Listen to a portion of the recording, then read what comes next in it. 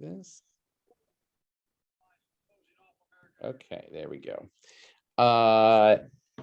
So I have had this topic on the calendar. I don't know why. I was just very excited for this topic. I've had this topic on the calendar for like 4 or 5 months.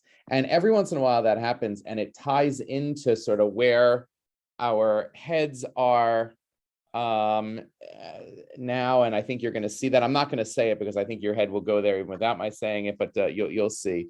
But I noticed that today, 60 years ago, I remember it well. 60 years ago, Wilt Chamberlain did the unthinkable. Wilt Chamberlain scored 100 points in a basketball game, in a single basketball game for the Philadelphia Warriors. And this is something that has not happened since, and it is considered, one of those unimaginable, incredible moments of sports. And of course, it happened here in Philadelphia. And so the reason Ramel says you remember it well, Ramel remembers it well. I do not, but you should know something about me. Growing up, while I liked Sports Illustrated, I really liked a magazine that I don't think exists anymore called Sports History. It was basically this stuff. And I just found it fascinating to see what had happened before. Now, that may have also been because my cognizant time as a younger sports fan was in a relatively, shall we say, quiet time in Philadelphia sports success. It happened in Hershey, but yes, but he was playing for Philadelphia. So okay. So we're going to watch a clip of that just so you get a chance, but I'm going to screen share first. What we're going to talk about today is from a philosophical stance, and the question is history cyclical or linear? To quote Kohelet, the book of Ecclesiastes, is there indeed nothing new under the sun? Or is everything that we're doing sort of novel and unprecedented? This has incredible ramifications for how we understand our world and how we understand our place in the world and how we can learn from precedent, all you lawyers out there, how we can learn from precedent to chart our future. All of this is really important for this idea, and we're going to use Wilt Chamberlain as our, that was the night, there it is, as our jumping off point from this. So hold on for just 1 second. I'm going to share something different for you so we can watch the clip. Give me a second to find it on here. Sorry. There it is. I'm not nearly as fluent in this as some others, but let's see. Here it is. Oh.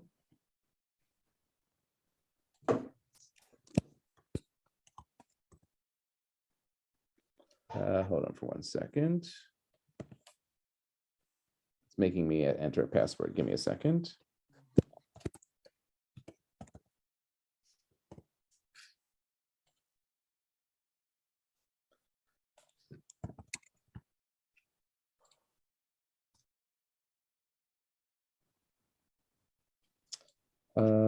All right, you know what? We'll see what happens here. Give me 1 second. Try one more time. Goes. Okay. It's going to make me. This revolutionary new device can remove up to 10 times more earwax than a traditional cotton swab. Latest studies show. Okay, there we go. Here you go. Even against the world's best players, Wilt Chamberlain is simply unstoppable.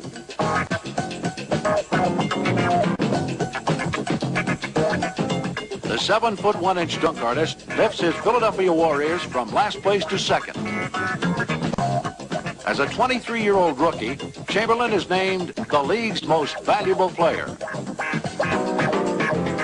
In his third season, 25-year-old Wilt Chamberlain maintains an astonishing 50-point-per-game average.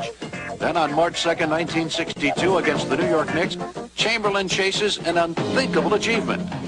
After 3 periods, the Dipper has 69 points, and the crowd is buzzing with excitement. Wilt Chamberlain has a shot at a 100-point game tonight. He's already broken his own record of 78 points in a game. He's scoring at will now. Dunk shot, good. Wilt has 98. Wilt needs one more hoop. He gets a pass, grabs it, and dunks it through. 100 points for Wilt Chamberlain. The most amazing one-man show in basketball history.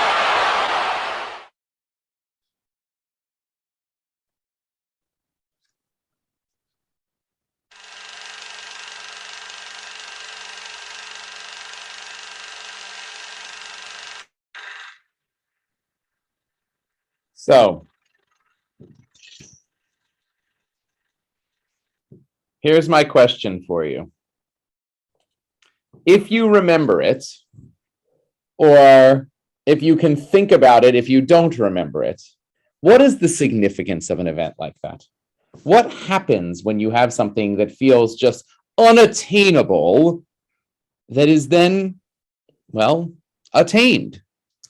If anyone wants to reminisce, this is a good opportunity. Share us your, share with us your recollection of that, or the fallout from it, or anything like that.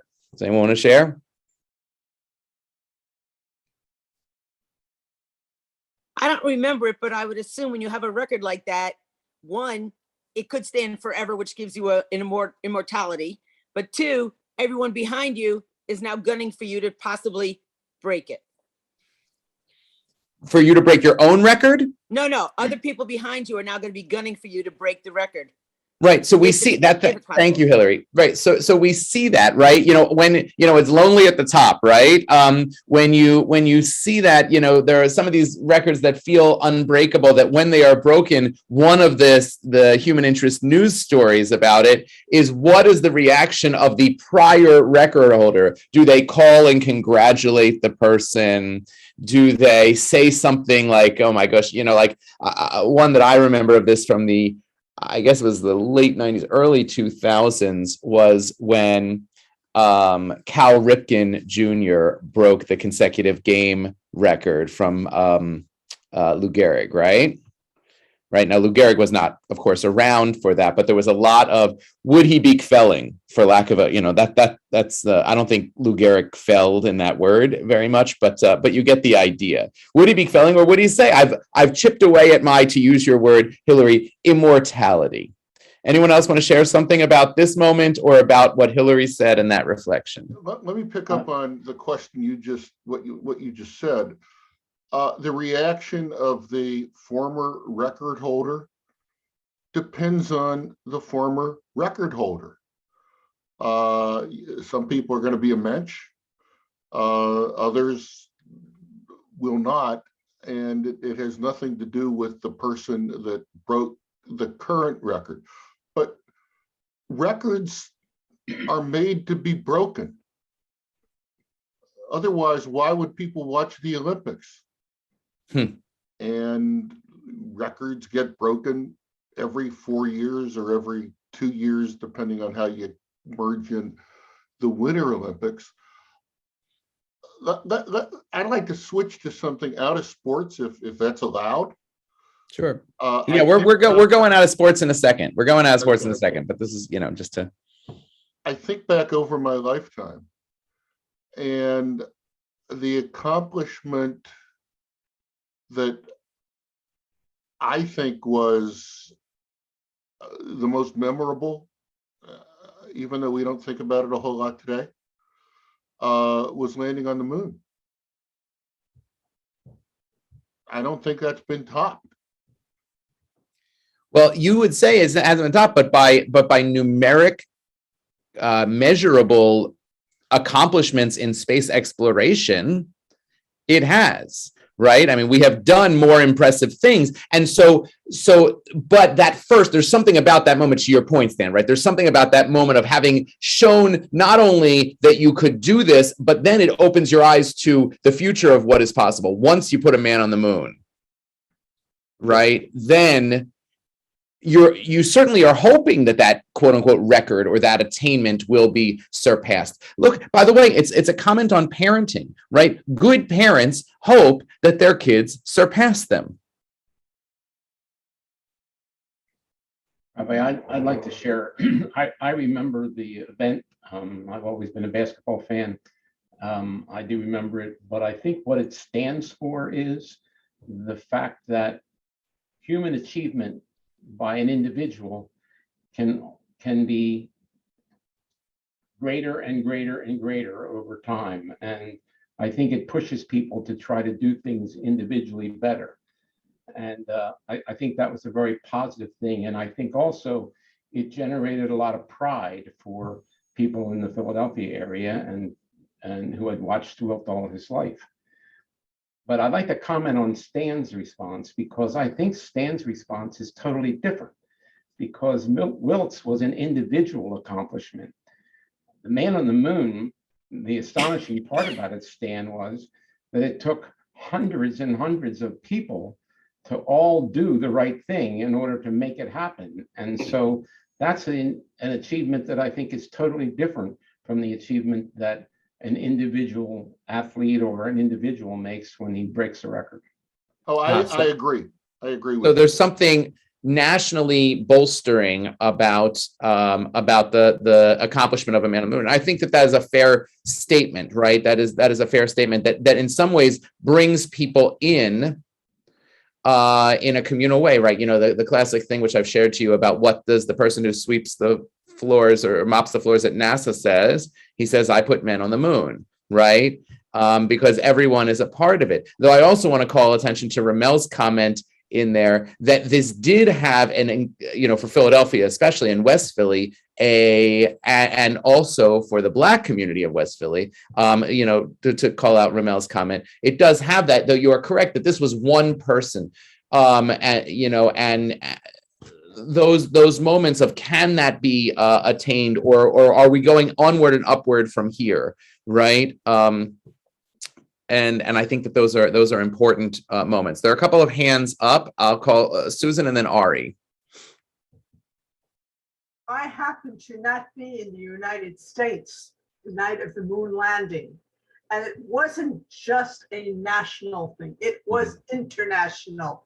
That I knew people, let's say, on the same journey who, I happened to be in Franco, Spain for that.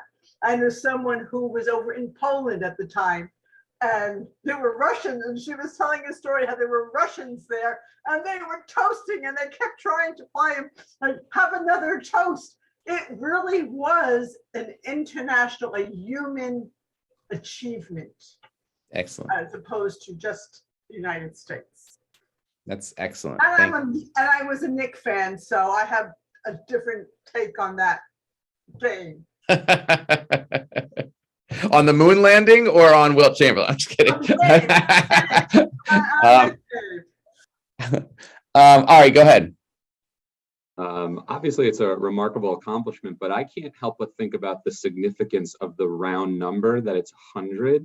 If, let's say, he had scored 1 point less and it was 99, it's basically the same accomplishment, but I feel like its level of praise would go so much more down. And I just think that that's applicable to our lives everywhere, like thinking about how much round numbers end up mattering.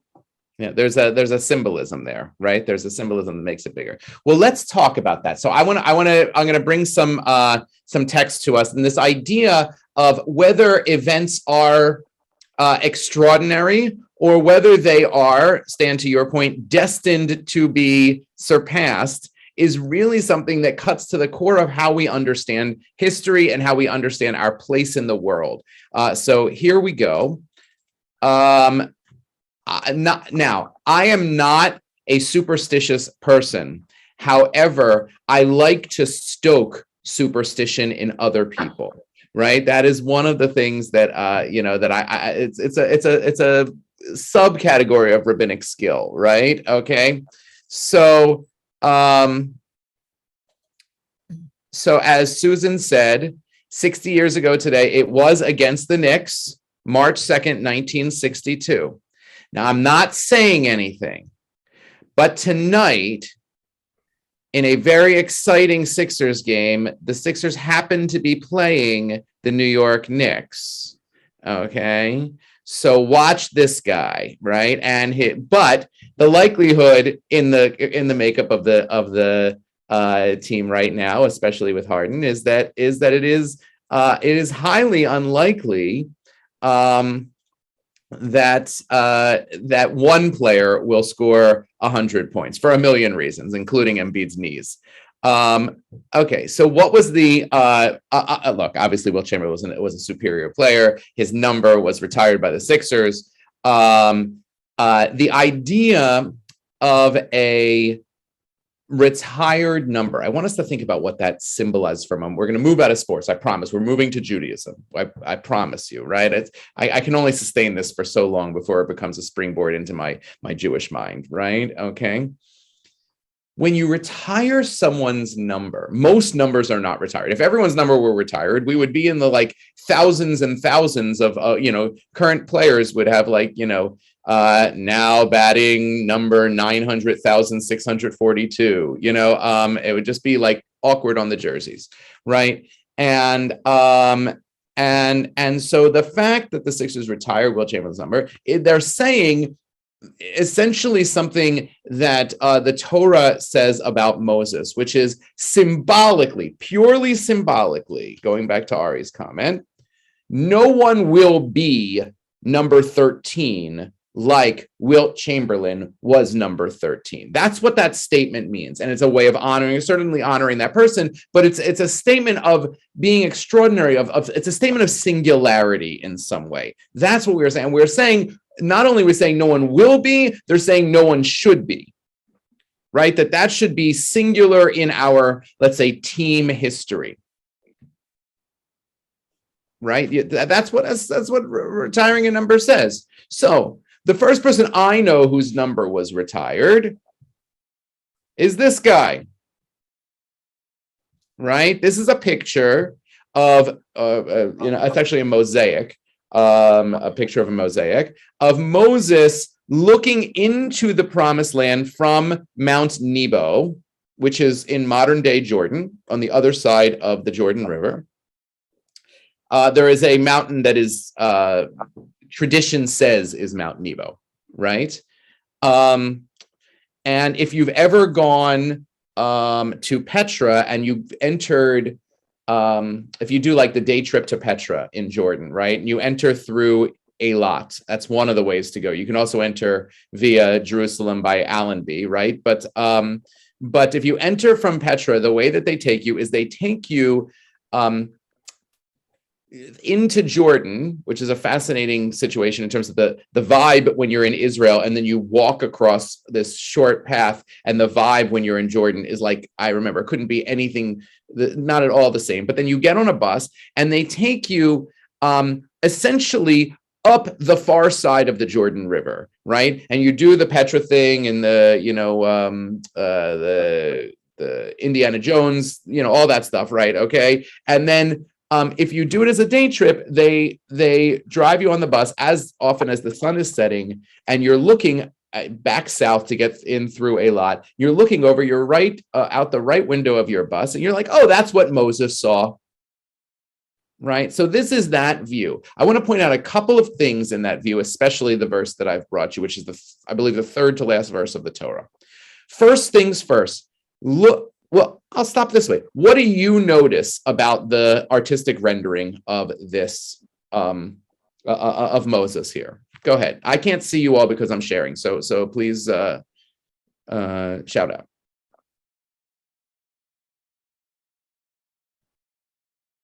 What do you notice? He looks like he's wearing a keffiyeh.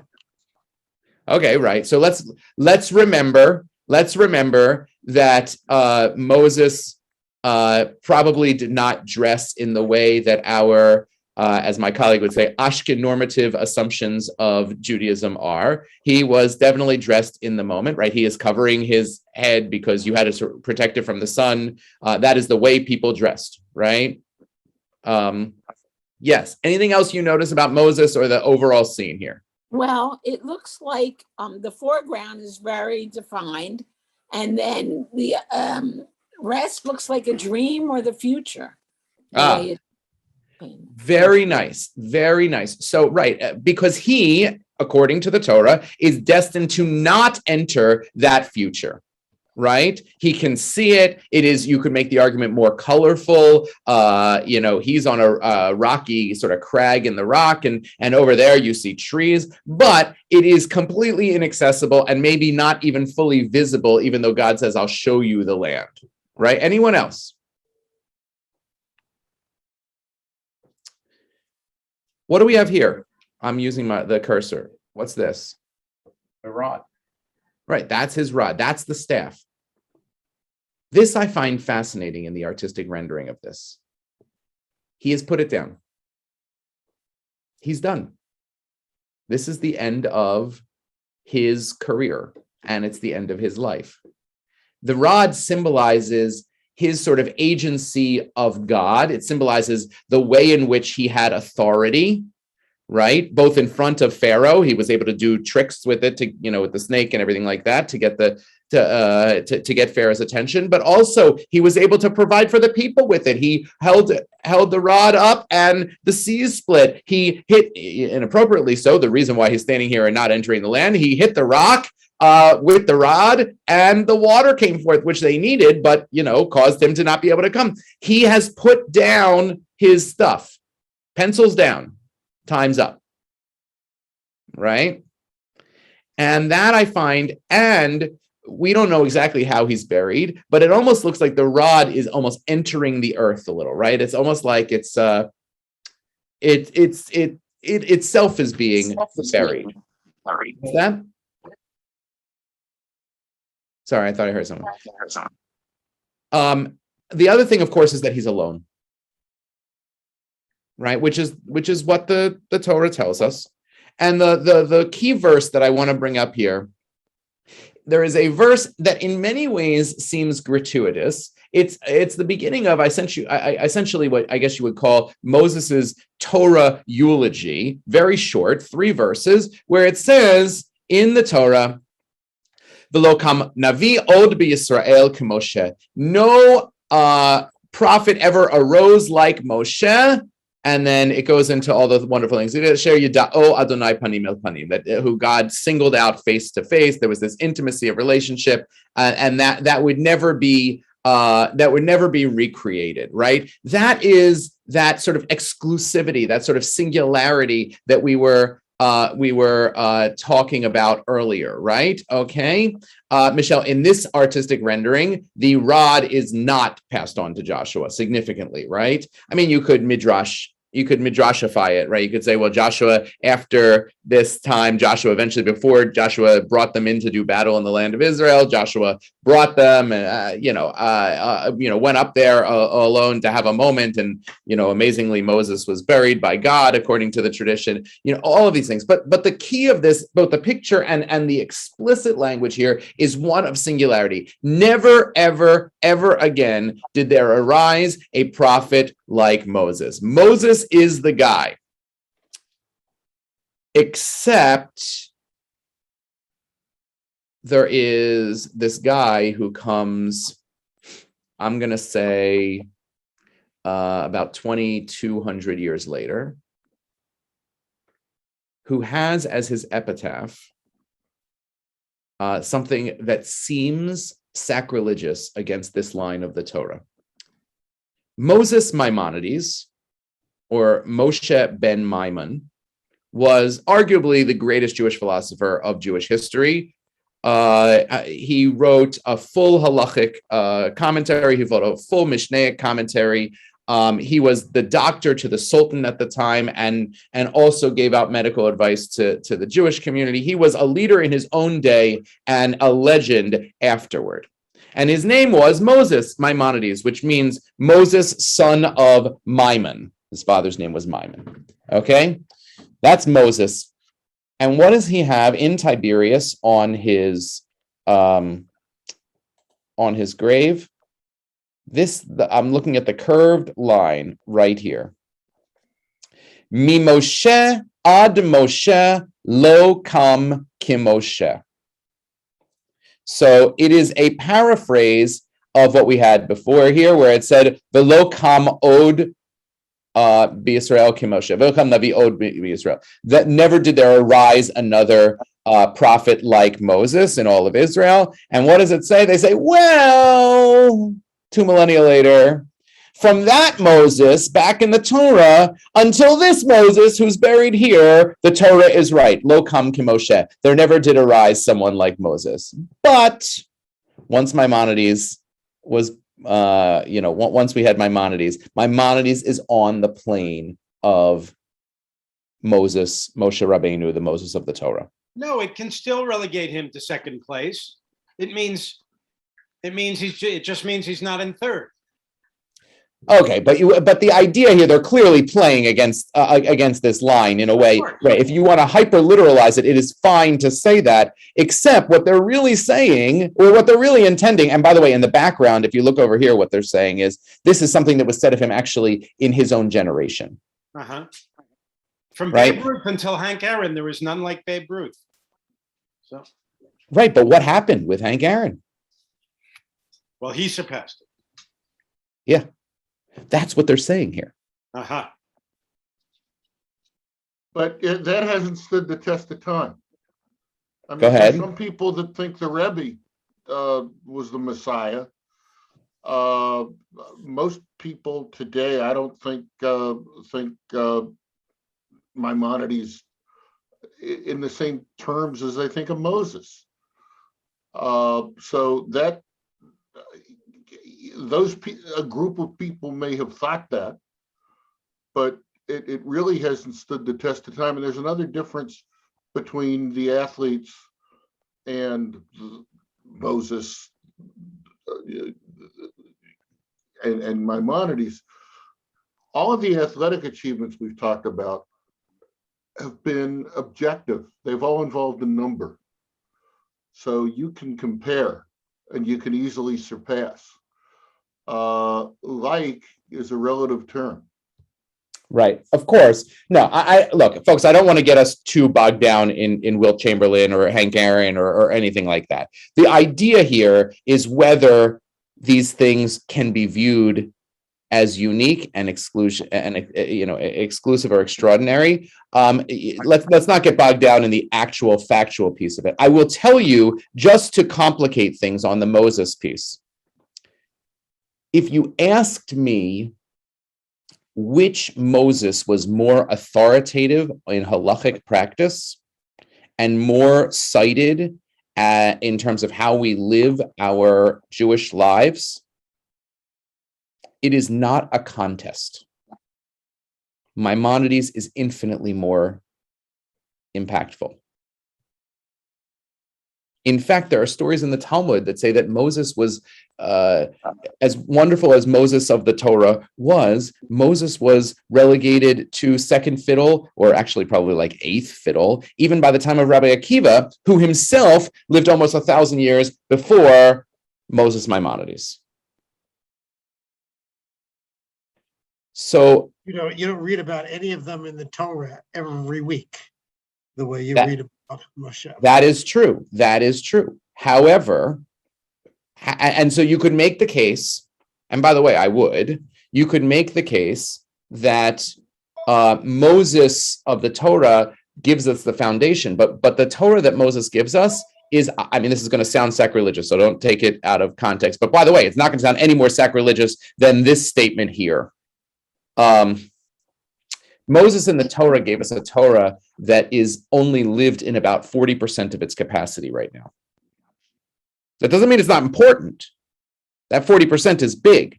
But in terms of what governs our lives as Jews and governs Jewish theology and governs halacha and governs our sense of Jewish even place in the world as a model, Moses Maimonides laps Moses of the Torah 3 times over, at least.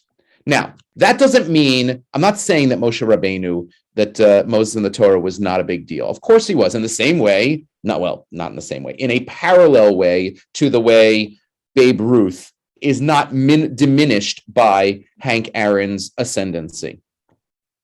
right? It's just not. However, and you might even make the case that some of the earlier greats, first of all, because they become pioneers, right? Once you hit a certain thing, and everyone, as I can't remember who said it is chasing you, right? You set that milestone, and everyone is chasing you. You become the standard bearer, even if someone surpasses you, right? So like, I'm trying to think of a good example. Well, the classic example of this, but it's going to get you all worked up in sports, is Michael Jordan versus LeBron James. Okay, I don't want to get into that because we will be here until LeBron James retires. But it doesn't diminish Jordan's excellence, right?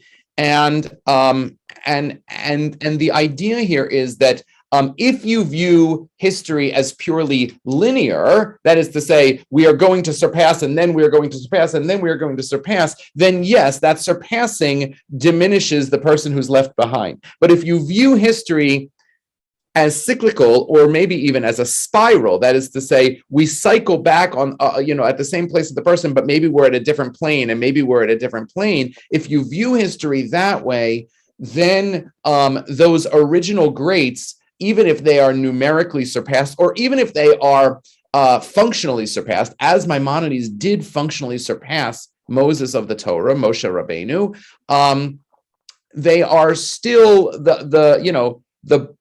they're still impactful and important. Okay, so like I couldn't have done this without, of course, this quote, right? Put on a sign, post those who do not remember the past, are condemned to repeat it. But I want to go to a couple of quotes from our tradition, right? Because Judaism instinctively does not see history as linear, right? And in fact, that's what I think is being said here, that Judaism sees history as cyclical. When it says, Mi Moshe ad Moshe lo kam ke Moshe, what they're saying is that there are these two greats, and their greatnesses actually amplify one another's. They do not surpass or eclipse one another's. Does that make sense? Does that seem to make sense? Because it is true that Moses Maimonides is nothing without the tradition set forth from Moses on Mount Sinai.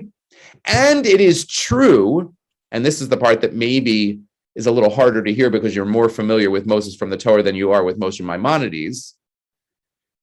But it is also true that if the last word we got and the last sort of authoritative, influential word that we got was 3,200 years ago on Mount Sinai, we would not be here now. It wouldn't have been enough. One Mount Sinai just wouldn't have been enough. We needed periodically a Moshe, Maimonides, someone like that, to make the Judaism not only relevant and mindful in our day, but to struggle with it and say that Sinai was not the last word, but that rather we had better surpass Sinai. Otherwise, Sinai becomes irrelevant in a modern time. We need. Someone mentioned the Lubavitcher Rebbe. We need a Jonathan Sachs. We need all of these people, because otherwise it becomes something that is maybe revered but not lived. That's what I mean by a cyclical, that we can learn from the past, but we do not. But we constantly hope to surpass it, to eclipse it. So let's go through some of these ideas of cyclical history. I'm going to move through these very fast because I think you probably are somewhat familiar with them. All right, the one that comes from the Pesach Haggadah, and also, by the way, was written into a really fantastic Israeli pop song, I want to say about 10, 12 years ago, is V'hisha Amda L'Avotenu V'Lanu. That line itself says that history is cyclical. This principle has stood for our ancestors and for us. Just the idea that we can say the same principle is relevant for Avotenu, our ancestors, and for us, already says that we're on some cyclical view of history. It wasn't once that someone tried to shmeiss us. Every single generation, someone comes to get us. And this is where the theology comes in, and God saved us in every generation. I put this here. I actually am not a big fan of this T-shirt, but you can get it everywhere you want on Ben Yehuda. You can get it, at Mr. T or whatever you want to get it at. This idea that in every generation, look at it, the Egyptians, the Philistines, the Assyrians, Babylonians, Persians, Greek, Roman, et cetera, et cetera, et cetera. Look at that, everyone. And then, of course, it puts Iran there as the next one, but essentially saying it's a sort of triumphalist thing. I don't actually think we got as far as we did by being triumphalist. Like, I don't think since we're getting close to Haman, I don't think the Persian Jews at the time of the story of Purim were saying, I don't think they had a just slightly shorter version of this shirt saying, oh, please, the Babylonians couldn't do it, the Persians will be fine. I don't think that that's what was going on. I think that there was a sense of being so close to the edge of the cliff that we shouldn't be triumphalist about any of these things. And by the way, it doesn't even bring in the idea of the times that we have tried to extinguish ourselves, right? I mean, some of these are exactly the same times, right? The Greek Empire that tried to persecute us, specifically in the story of Hanukkah, right? We were doing a mighty fine job of extinguishing ourselves, in the time of the story of Hanukkah, before Antiochus got us all remembering what it means to be Jewish and put another line on this T-shirt. I would say the same thing could be argued about the Romans. I would argue the same thing could be true about any number of these as well. But essentially, when it says the Jewish people, the smallest of nations, but with a friend in the highest of places, that is what is saying in the last two lines of the Haggadah. In every generation, someone's tried to shmais us. V'hakadosh baruch hu, God matilenu mi'adam, God saved us. Friend in the highest of places. Capital F, friend. Right. And Kohelet says it in a less cheery way. I think I probably, in terms of my view of history, I think I probably situate myself somewhere between the sort of triumphalism of this T-shirt and Kohelet, who says, "Oy, there's nothing new under the sun. It's always going to happen again." Right? It's always going to happen. It's always going to happen. Kohelet's not cheery about this at all. He kind of sees it as fatalistic, almost like a Sisyphus sort of situation where, the story of Sisyphus that he's condemned to roll the boulder up the hill, and then every day it rolls back down, and then he must push the boulder back up the hill. That Kohelet is you would never accuse Kohelet of being cheery. That's why I always think that it's a funny name for a high school right around the corner from us here, right? They're a great school, don't get me wrong. And the reason it's Kohelet is because it's associated with Solomon and associated with wisdom and wisdom literature and things like that. But like if you read the book of Kohelet, it's always like, what'd you do in school today, kid? Was it a good day at school? Nothing. Did you learn anything new? Nothing new under the sun. What's the point? Because that's the whole tone of the book of Kohelet. But what can I tell you? I didn't. It's a great school, but I didn't come up with the name. Okay, so this is what we seek to do. This is the way that we view history, is that we seek precedent and models in history, not to be determinative in the sense that we cannot innovate, but we seek precedent and models in history to inform us, to give us a foundation so that we can, in an informed and responsible way, innovate. That is a view of history. It is, by the way, a view of law. And before I get to my last slide, I just want to take it up and see if there's any responses to that.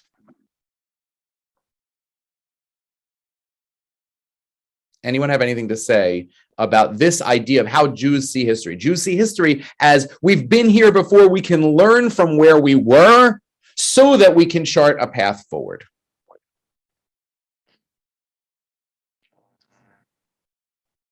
Lawyers have anything to say to apply that to how decisions are rendered, legal decisions are rendered? Okay. So now it's not just legal decisions. Now here's where it goes. And this becomes I guess the Jewish way of understanding our world is that there has to be a model out there. So hold on for just one second, because I want to bring you to the next slide. It really is the way of understanding almost everything that's going on in our world.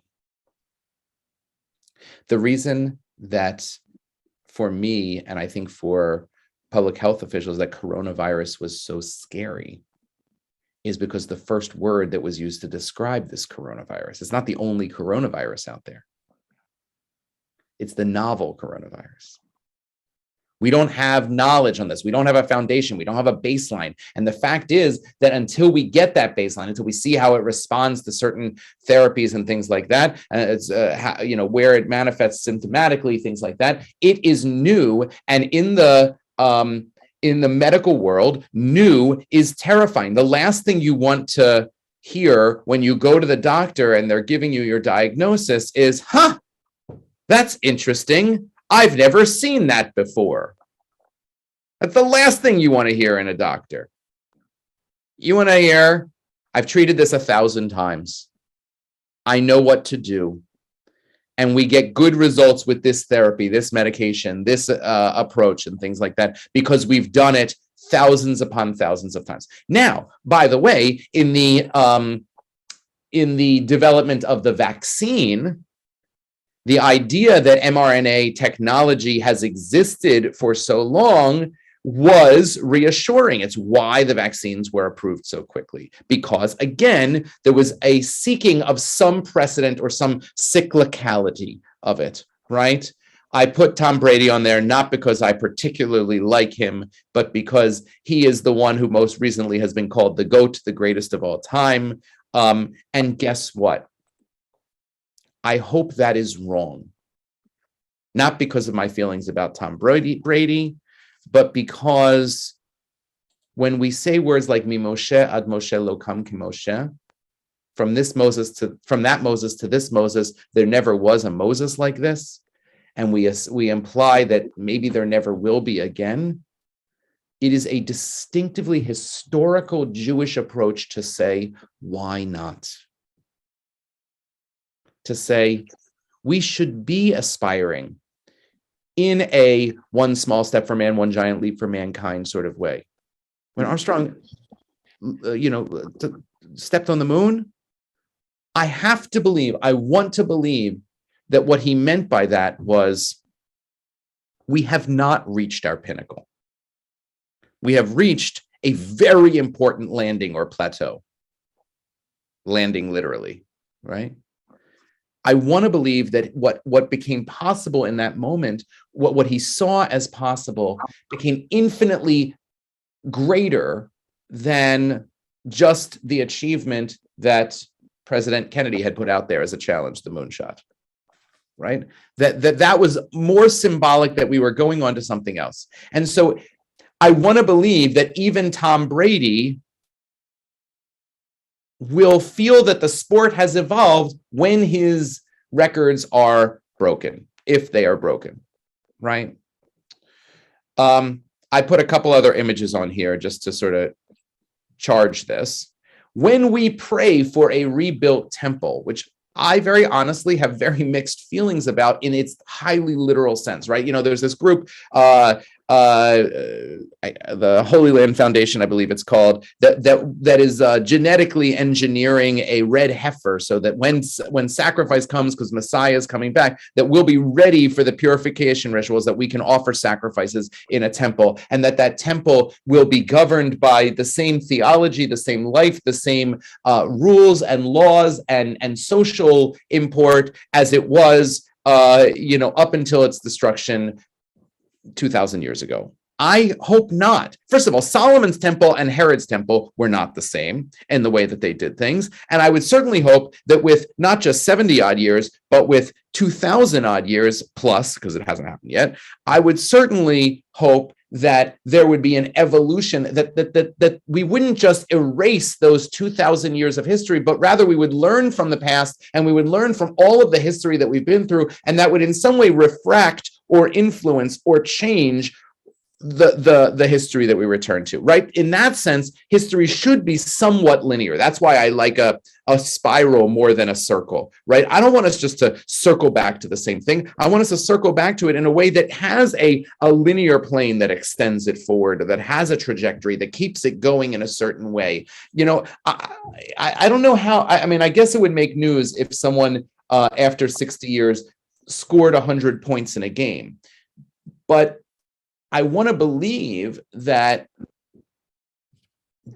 Wilt Chamberlain, or, you know, the people who sustain his legacy, would want basketball to go farther than that, to do better than that, right? And so when we pray, I'll speak for myself. When I pray in the Amidah for a rebuilt temple, which we do, there's all sorts of lines that we say about that in the Amidah and elsewhere.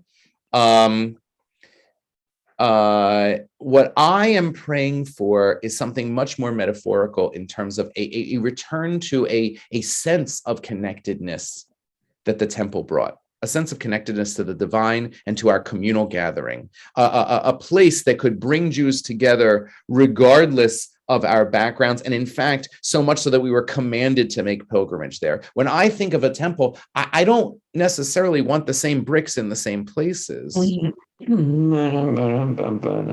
I am hoping for a time that takes us beyond that past time, that transcends that past time. You know, if you've ever been to in Jerusalem, Mamilla, right? Mamilla it's a high-end shopping district that goes basically from the David Citadel Hotel to the Jaffa Gate, right? And it's really high-end, and it goes across a valley. It's almost like a bridge across a valley that from 1948 to 1967 was completely in shambles. The Jordanians were shelling it constantly. And after 1967, of course, it went back into well into Israeli hands because it's on the western side of the old city. And they had to reconstruct the whole thing. It was in shambles, right? And it was an old Jewish neighborhood before the War of Independence. And what they did was they labeled each one of the bricks that were in shambles they had to tear down the walls so they could build them back up. And then they reused those same bricks as a facade for all the stores and modern works and things like that are obviously behind it, that are built much more sturdily than the stuff that was built in like the 1910s and 1920s. But you can still see on some of the bricks where it says row 6, brick 47, because they kept that on there in a small part of it. And the idea of rebuilding it with the same bricks in the same way, like on the one hand, that's very nostalgic and very nice. And on the other, and it's there to tell a story clearly. But in some ways it's incredibly sad. Don't you want to build it better? Don't you want to build more? And then the last image that I have on here, and this is the last thing that I'll do today, is of course the Ukraine. Because as we sit with a country whose authoritarian leader has clear and unapologetic hegemonic aspirations against Europe, who is ruthless against his own people, who is testing the West to see how far he can go with, and how far the West is willing to go to stop him, who is going first into a country that, though it is valiant right now, and I give the Ukrainians an incredible amount of credit, cannot sustain an extended war against this rising authoritarian power, who seeks and probably has a country that would ally with it on the Pacific Rim for its own importance and its own hegemonic desires, that would like to, in either China or North Korea, take your pick, and who is in conversation with an authoritarian, vilely, rabidly anti-Semitic Middle East leader who would love to plow through the Jewish presence in Israel. Who's that? In Iran. Oh. I'm making a comparison with the Mufti and Hitler's connections with the Mufti. When you look at that, that is a terrifying, terrifying parallel to the situation of the world in 1930s. And then you're looking and say, okay, but it's not exactly the same, because what's different? Nuclear weapons. And maybe that's enough of a difference to be a deterrence, or maybe that's enough of a difference to schmeiss us all. I don't know. I didn't live through that time.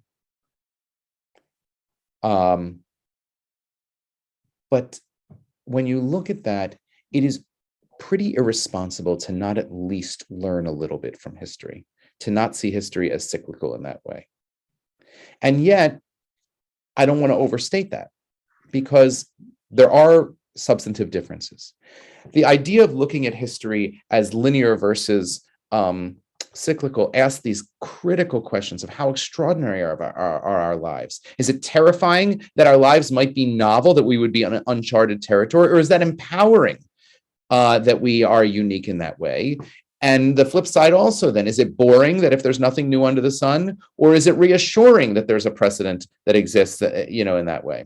And if so, and this will end on a slightly light note, and then I will turn it over for the last few minutes for questions.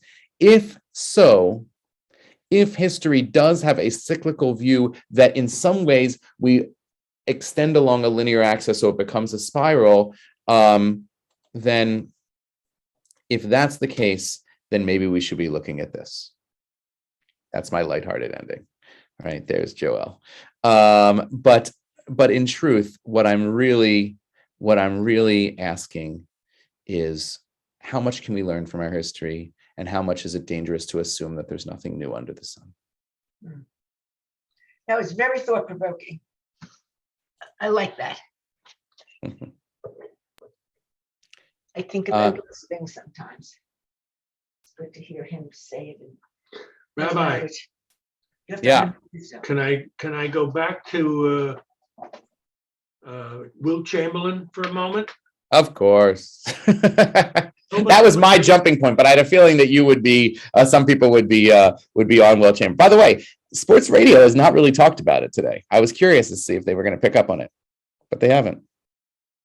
Well, anyway, I go ahead. know, because I have, believe it or not, have a tennis game in a few minutes. Good for you. But my point, if there is one, is that basketball is a team sport. We assign the number, and it's not objective, as somebody said. But how many assists were there? There probably weren't 100 assists in that game.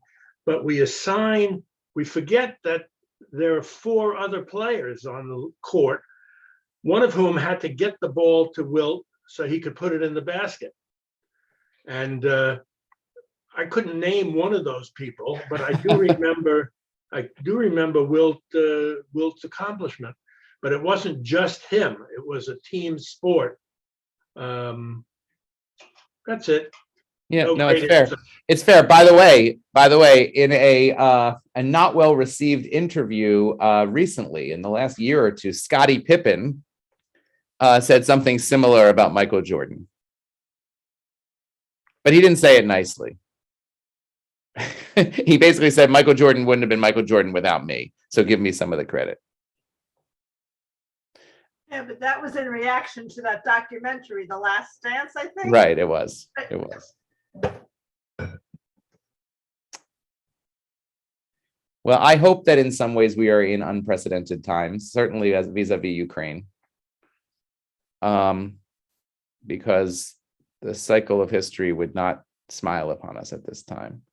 But I hope that we are moving in a forward, a well-charted forward path.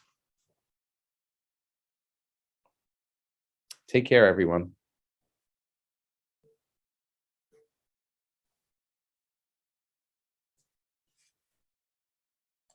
Muted.